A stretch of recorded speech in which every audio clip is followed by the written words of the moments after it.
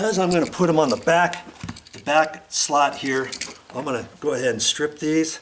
And I'm only going to strip them like maybe 1/2 inch or so because they're going in the back. If I was going to do around the screw, how long do you think I would have made them? Yeah, if you were watching my other video, 1 inch to 1 1/8" or so. Okay, I'm just going to bend this over where it feels comfortable for me and pinch it off. If I think it needs to go a little bit more, I can easily do it just a little bit more. Okay, there.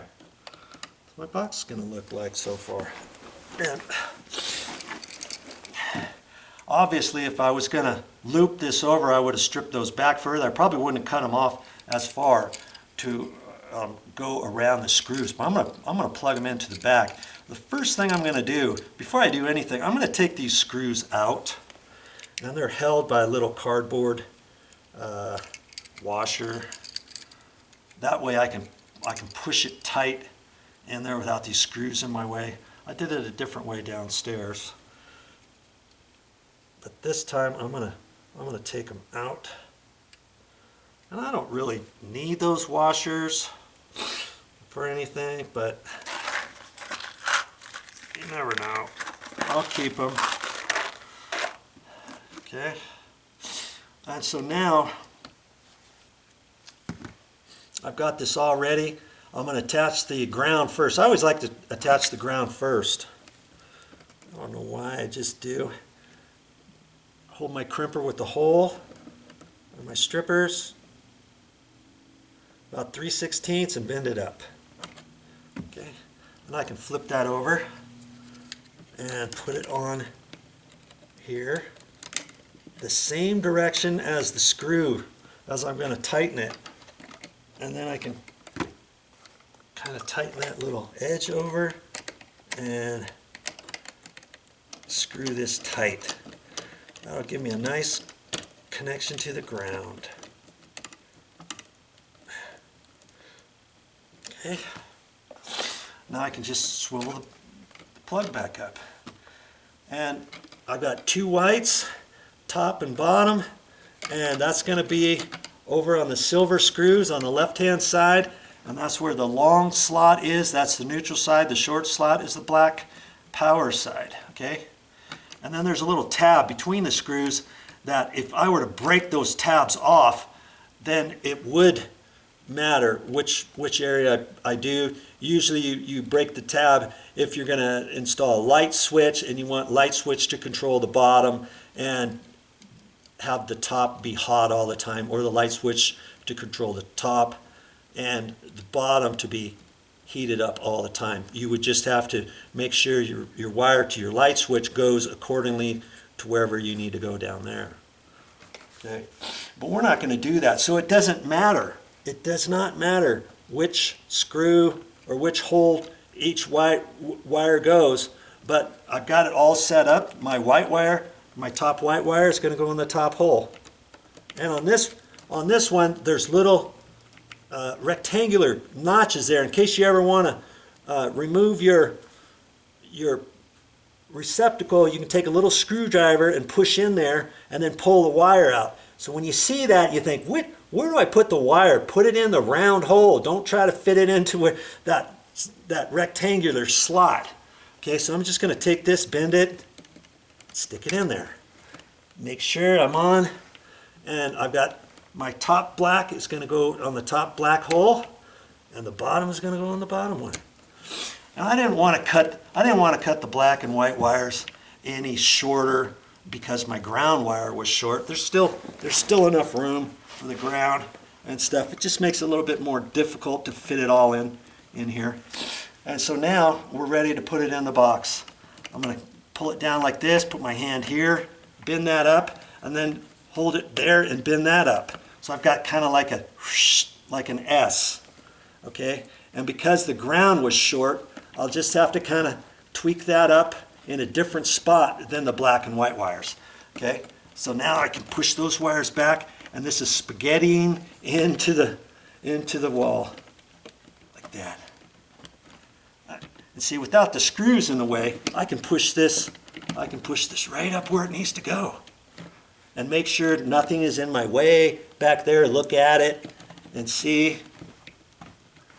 And push it in there and say, okay, the screws will hold that into the plastic box. If this was stuck out about that far, you think, I'll just put the screw in and ram it in with my power drill, my battery operated screwdriver, you know. You think you ram it in there, and if you got a wire that's overlapping something else or it's hitting the wire nut, this is not going to go in. It's not going to go in. You're going to bend this back. You could crack this behind here. This could kind of bulge out. You put the cover plate on, you think, I don't know why that thing's not going in any further. Well, it's because on the back side something's hitting. That's why I took the screws out to push it in like that. Now I can look at it and see it's kind of coming out this way. So because I don't have the screws there yet, I could take that and kind of bend it this way a little bit, hold it in there again. That looks good. Okay, now I can put my screws in. And I don't need those little cardboard dealios.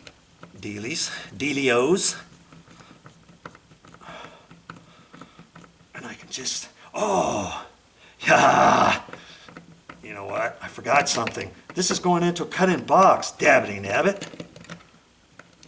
Because it's going in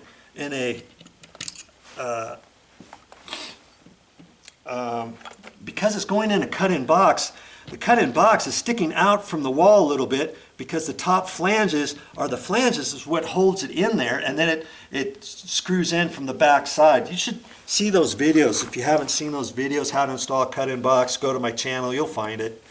Go to my search box, how to install a cut-in box. Go to my playlist or something, find it. Okay? And so, see, I got to cut these ears off because they fit in this little groove here. If I screw that on there, this is going to stick out that much further. When I put the cover plate on, it might not fit up tight to the wall. I should have cut those off before I attached it. And there's a little groove there, right in there. And I'm just pinching it a little bit, and I should be able to take that right like that and bend it back and forth, and that should come off.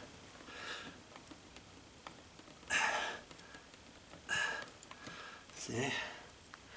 And incidentally, I save these little things, and I can keep them for washers. I've used those before for shims, squirts. Sometimes you can just cut them off if you yell loud enough and go, "Arr!" Let's see if I can cut this one off.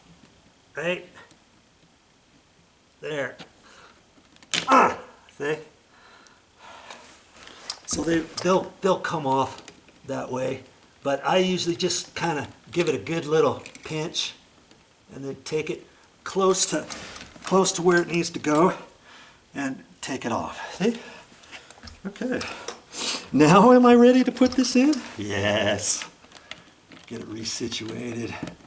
See, it fits right in between that little groove. Looks like there's just a smidge right there. I could clean that up. Okay. That gives me a little extra.